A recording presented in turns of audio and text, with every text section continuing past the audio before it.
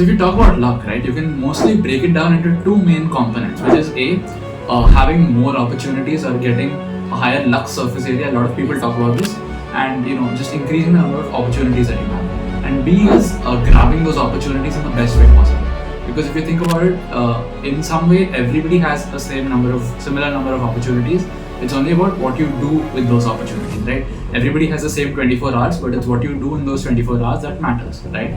Now, I'm going to talk in detail about how to maximize both of these, how I'm going to maximize both of these and end up becoming the luckiest man alive, hopefully in the next 10 to 15, 20 years. I don't have exactly a time horizon, but I know over the long term, this is going to work, okay? So let's start off with having more opportunities. So my framework for this is just do as many asymmetric things as possible. For example, attending a random event, or taking a flight and talking to the person next to you, and doing random things so that you know more people, because your network is your net worth, right? So you never know which person might give you the next big break that you want in your career or in your personal life and stuff. You might go on 50 dates and this 51st date might be the best one yet. So you never know which one might work out, who might just change your life forever, right? So if you talk about luck surface area in that way, it's just a function of the number of people you know. So in a sense, connecting with random people every week on LinkedIn or in person and stuff like that. This is just increasing your luck surface area in a way and getting more opportunities. You never know which opportunity might end up where, right? That is for the first part. Now let's talk about the second part, which is grabbing opportunities or making most of the things that you have. So in a way, if you assume that everybody has the same skill, it's all about how much time you spend working on it and how much you practice your particular thing.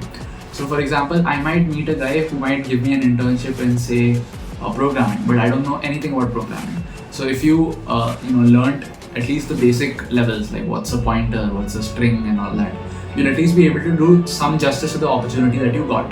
Okay, which is why having a jack of all trades mindset, right, which is what I have right now. I'm creating content, I'm studying, I'm doing this, that and all. Because the more random things you do, like the more well-rounded and stuff you become, the more opportunities you can sort of grab. Like this is also in a sense a surface area in which you have multiple personalities to yourself. Like I rap, I do stand-up, I do LinkedIn writing, I make YouTube videos, I'm doing engineering and stuff like that. So it's like a well-rounded type personality, which is also what some companies look for and stuff. So again, having a jack of all trades mindset helps you make more of random opportunities which may come up in the future. Now you may argue, no, I just want a singular focus on say making shoes, I guess, okay. You just want to have a singular focus on making shoes and that's going to be your one profession throughout. But see, here's the thing, even if you want to make shoes, you need to learn what is marketing to sell your shoes.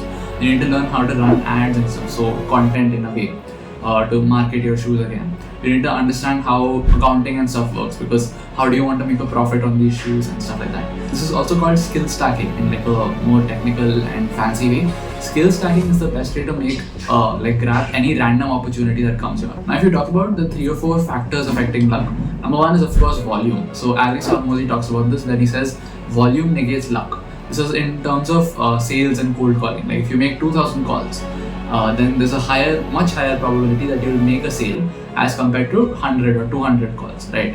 So if you just do more of whatever it is that you want to do, then that negates the luck factor, saying that a random person might end up saying yes on your random 100 calls if you're more skilled and stuff. But if you do 2,000 calls, then someone is definitely going to say yes, right? Out of 2,000, such a huge sample size, someone is going to say yes.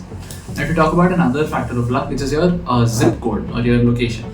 Now this is why college and all these things are so important. If you come to a college like this, Bitskoa, where there are 4,000 people who have cleared an exam through just merit, no reservations and stuff like that, they're all smart in some way, right? So there are startup founders here, there are people building a personal brand and doing random stuff in academia and other such things, right? So your environment in that sense, your zip code matters a lot, because if you suppose choose to stay in Hyderabad, that's gonna it's gonna affect a lot of things, like how much water you drink, maybe because it's less humid, you need to drink more water, who your neighbors are, what kind of conversations you have with them, who you might end up marrying, because you marry only people in your neighborhood. So your location affects your luck a lot, which is like moving to a place like Bangalore or Hyderabad or Pune or whatever such place which is a startup hub and all, because people have venture capital money there. They can. Another very, very important factor of luck is your mindset towards it. because in the book The Luck Factor, the author explains exactly how lucky people think and act, and it's very interesting because a lot of it is just mental. Like, it's just how they think about negative experiences, how they think about their luck and their background and stuff. It's just how you think about your background and your current state that makes you so. Because if you don't believe in yourself, how will a random person who wants to buy your product believe in your product, right? You need to convince yourself that you are worth it and your products are worth it or your skills are worth it, so that a random employer or a random customer can believe that yes, you can do XYZ. I'm talking about this more from a business point of view and not from a career and personal point of view, because that's it for now. I hope this video makes sense, and this video might be remade in a few years when my fundamental understanding of luck thoda changes again. But this is my plan of becoming the luckiest man on earth. That's it for now. See you in the next video.